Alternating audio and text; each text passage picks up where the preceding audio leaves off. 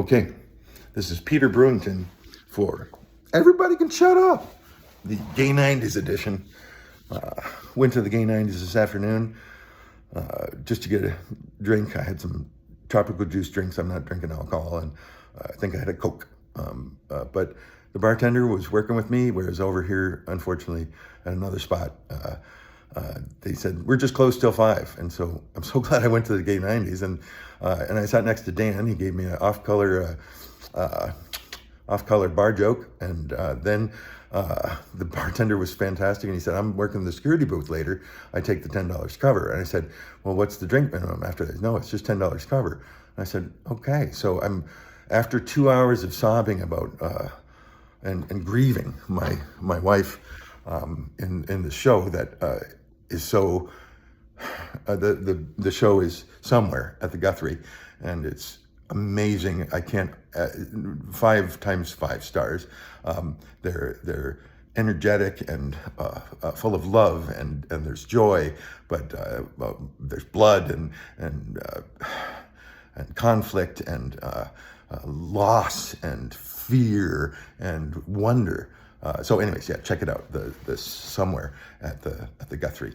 But at the Gay 90s, I went in and sat at the bar, and the bartender, I eventually found out her name was Jordan, was really nice to me. And I told her, what did I start with? Maybe a $3 club soda. And then I asked for just water. And she said, I'm really sorry, but I can only give you 1 water. After that, I have to charge you. And I said, how much? $3. And I said, how much for a Coke? $3. I said, bring me a Coke. And so she laughed and got me Coke, and we were fine. And then I had a THC beverage. It's one of the 10 milligram ones. Be darned if I could tell you what the name is. I had a ginger, the one with ginger in it. There's the green can. There were 4 cans. Good ingredients, clean ingredients, and it tasted good, not great, but it tasted good. And you never know with these THC things.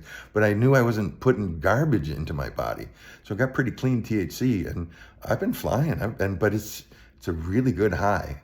But back to the Gay 90s, everybody was super sweet to me, and I knew I couldn't sing "Burning Ring of Fire" to start because I would bust out crying, and that's a little bit of a downer. And so, since I knew that about myself, I put up Sweet Caroline, Neil Diamond. Easy to do, and many people will then participate. So I asked for that, and then I asked for help.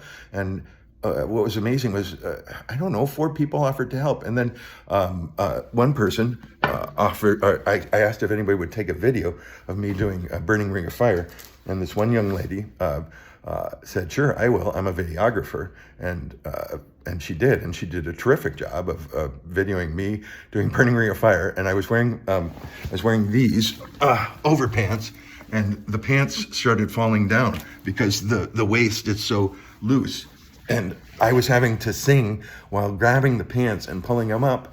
And the reason they were falling down was because when I did the line and went down, down, down, down, down the ring of fire. No. Yeah, down, went down. The down, down, down, I moved my body down and then moved it back up. And other people were doing that with their hands. And it's so fun. It's such a great song. But back then, back to the Gay 90s, some of the songs were kind of off color, but it was about anger that I understood. The language, it's what it is. I've been cursing more lately myself. But I have a swear jar where I have to put a quarter in. So if you all are looking for at the Gay 90s a way to maybe temper the swearing a little bit, consider a swear jar. It's working for us in our house. But I did not expect to feel as comfortable as I did and feel as welcomed as I did.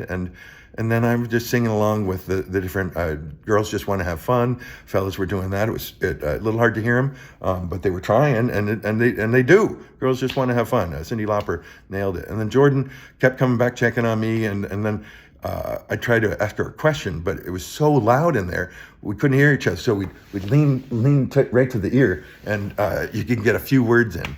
But Jordan, excellent communication, multitasking. You belted out Adele like it was nothing. Thank you for that, and thank you. But this is my first time in in a bar in years, and I don't drink, so bars are not always a great place to go. But I got to do 2 karaoke songs, and Diamond, the karaoke manager, Diamond, you mixed a job. You organize, you facilitate, but you keep the vibe going. You did one number yourself with kind of the flamboyant moves, and it was fun. But you, so I got to speak for myself. Diamond, you loved on me. You did the heart symbol. I only am holding with the hand. I'm not quite on the. I was given a gimbal tonight by the night manager of the AC hotel. He had a gimbal, which is where you put the iPhone on it, and then it keeps it from moving. And so I'm jiggling a little bit because I'm in my right hand, which has my Gay 90s bracelet still. I'm rocking it. I think I'm pulling it off because it goes with. See, it goes with the T-shirt. I'm rocking the Hornady ammunition T-shirt. I got that at the gun shop. And it was $10, and I'm like, $10 for a bright red T-shirt with a kind of naughty message? Bring it! I love it. And then this was at the co-op, St. Vincent Co-op, for the Longhorns, Texas Longhorns, and I love it saying, that's right, you're not from Texas, but Texas loves you anyway. I have loved ones in Texas who love me very much, and but back to the Gay 90s. I apologize for that. Super friendly young people, and the Diamond, it was you and your friend who had the beautiful voice and the Broadway stuff. She was so encouraging, and we when we were touching hands, and we were right there, simpatico with it. That was so good. So for this man who had been crying for a couple hours, it was genuine connection. Here on this channel, it's about tuning out to tune in. There were no TVs on anything other than the lyrics of the music. So if you choose to be talking to somebody, fine, but you're not watching a game, you're not watching, reruns of the Jeffersons or MASH. You guys were all interacting with each other, and there was so much love in the room. It was fantastic, and a warmth, so in the Latin, it's called caritas. It's loving kindness. It's where you love somebody, not for anything you're going to get from them, just a sense of kindness. And I experienced so much kindness tonight, it made my heart break open. So Gay 90s, I'm sorry if I'm gushing too much, but I'm just telling you my experience. And I think I had the most awesome, without doubt, this was the most awesome bar experience of my entire life. Now, the dancing in the other room, I went to the bathroom and I saw some of the dancing. I thought, I'm sticking with karaoke. That's more my speed. And kind of like so many things, I didn't need to make a big deal out of it. It's like, no, that's not my thing. So I'm going back to karaoke. And then, when I asked somebody to hold Jordan the bartender had coached me, asked the gal with the dark tank top. She's usually the most sober. And I thought that was, pretty smart for videotaping. But the gal who did end up taking my phone and taking the video, she's a gifted videographer, and I've got her name and I've got her number, and then I'm suddenly I'm like, well, but I'm old enough to be your grandpa.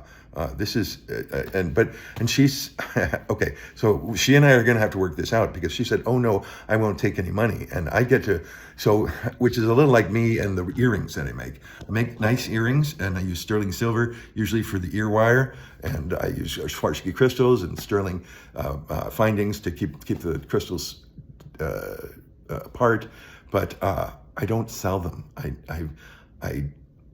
But in my case, it's not a need. I have all I need, so I don't have to sell them. I get to give them as gifts. And when you give a personalized, handmade thing like earrings that you've learned to do yourself, that usually comes pretty appreciated. I need you to shh, but I've got earrings in one of the bags at home. We've been doing a rigmarole, hospital to home, then we tried to go to hospital again, then back home, and then we're I'm having a crash at a hotel because I'm so exhausted, but that's a whole nother story. The fact is, I wasn't exhausted tonight. I went to the Guthrie and saw somewhere, and I had sobbed, and then I went to you guys, and you were sweet and warm and fun and funny and you were and so yeah, some of the songs were off color, but there was a rage that I resonated with, and a frustration and a longing for connection, and I saw you guys connecting, and it made me warm, and I'm hopeful for each of you, because kind of like when Crocodile Dundee, because one of the songs was about Ritalin and lithium and therapy and treatment, and it's like, wow, yeah, that is kind of the so, gosh, I thought you were amazing, and your message, or the fear and the rage and the hurt, came through to this hombre, this dad. I'm a widower dad. I'm older. I'm 60 years old. My son is 12. He's and I love him so much.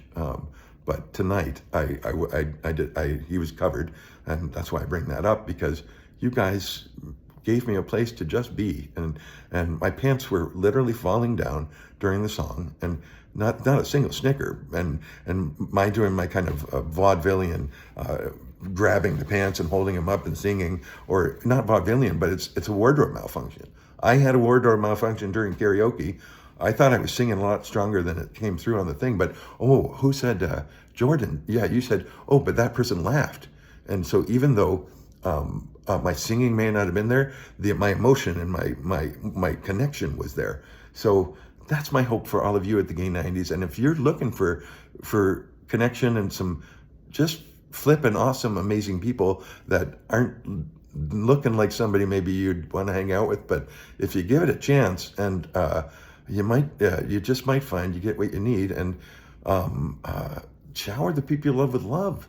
Gay 90s, you do that. You do it really well. And you got amazing security. I felt super secure. And the way you guys were moving through and paying attention.